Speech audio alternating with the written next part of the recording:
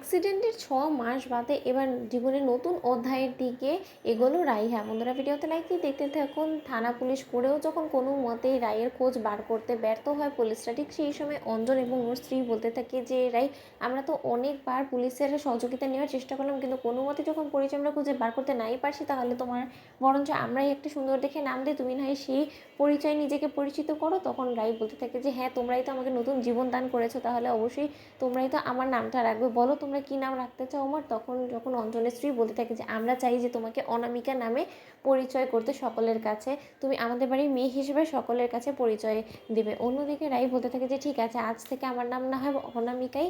অন্যদিকে অনামিকা পরিচয়ে যখন অনামিকা অঞ্জনের বাড়িতে গিয়ে উঠে, ঠিক সেই সময় অঞ্জনের বাড়িতে সকলের তুচ্ছ তাচ্ছিল্য সহ্য করতে করতে 6 মাস কেটে যাওয়া মাত্রই রাই বলতে থাকে যে না, অনেকটা সময় আমি এখানে থেকেছি, আমি আর কোনো মতেই এরকম করে অন্যের উপরে বোঝা হয়ে থাকতে চাই না। এবার আমাকে যে করেই হোক না কেন নিজের পায়ে দাঁড়াতে হবে, নতুন করে নিজের একটা পথ খুঁজে বার করতেই হবে, নয়তো বা আমি অন্যের উপরে কতদিনই বা এরকম করে বসে অন্য ধ্বংস করব।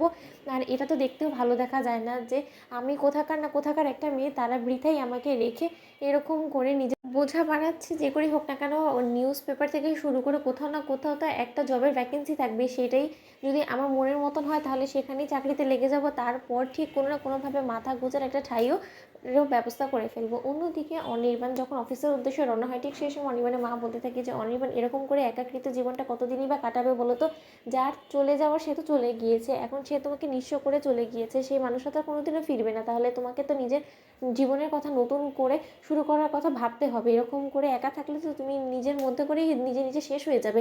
তিলে তিলে নিজেকে শেষ না করে তুমি বরঞ্চ নতুন করে নিজের জীবনটাকে শুরু করার কথা ভাবো। অন্যদিকে অনির্বাণ বলতে থাকে যে মা, অনেকবার তো নিজের জীবনটাকে নতুন করে শুরু করার চিন্তা করেছিলাম, কিন্তু কোনোবারই কি সফল হয়েছি? যদি সফল হওয়ারই হতো তাহলে রাইকে বিয়ে করে আমি সুখী হতে পারতাম, কিন্তু যখন রাইকে বিয়ে করে আমি সুখী হইনি, তাহলে আমার কপালে হয়তো বা সুখ নামক জিনিসটা সহ্য হয় না, তার জন্যই হয়তো বা হয় না। তাই আমি আর এখন সেসব নিয়ে একদম ভাবতে চাই না। এবার আমি আমার ক্যারিয়ারের উপর টোটালি ফোকাস করতে চাই। তার থেকেও বড় কথা, আমার অফিসে আজকে অনেক কাজ আছে, কারণ আমার অফিসে অনেকগুলো জব ভ্যাকেন্সি আছে, তার জন্য ইন্টারভিউ দিতে ক্যান্ডিডেটসরা আসবে, তাদের ইন্টারভিউ নিতে নিতে আমার বাড়িতে ফিরতে একটু লেট হয়ে যেতে পারে। তাই তুমি কোনো রকম কোনো টেনশন না করে ডিনার করে তুমি বাবার সাথে ঘুমিয়ে পড়ো।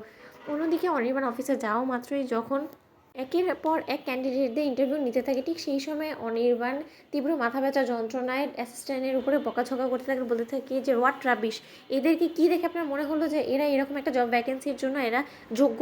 আমার তো কোনো মতে এদেরকে দেখে মনে হচ্ছে না যে এরা আদৌ জবের জন্য অ্যাপ্লাই করার জন্য এসেছে, এদেরকে দেখে মনে হচ্ছে যে ওরা ফাজলামো করার জন্য এখানে এসেছে, আর সেই সব কিছু আমাকে টলারেট করতে হচ্ছে, আমার মাথা যন্ত্রণা করছে, আর আমি একটাও ইন্টারভিউ আর আজকে নিব না, কারণ যতক্ষণ পর্যন্ত আপনাদের মনে হচ্ছে যে একটা যোগ্য ক্যান্ডিডেট এসে ততক্ষণ পর্যন্ত আমার সামনে আনবেন না। তো বন্ধু ভিডিওটি লাইক শেয়ার করতে ভুলো না।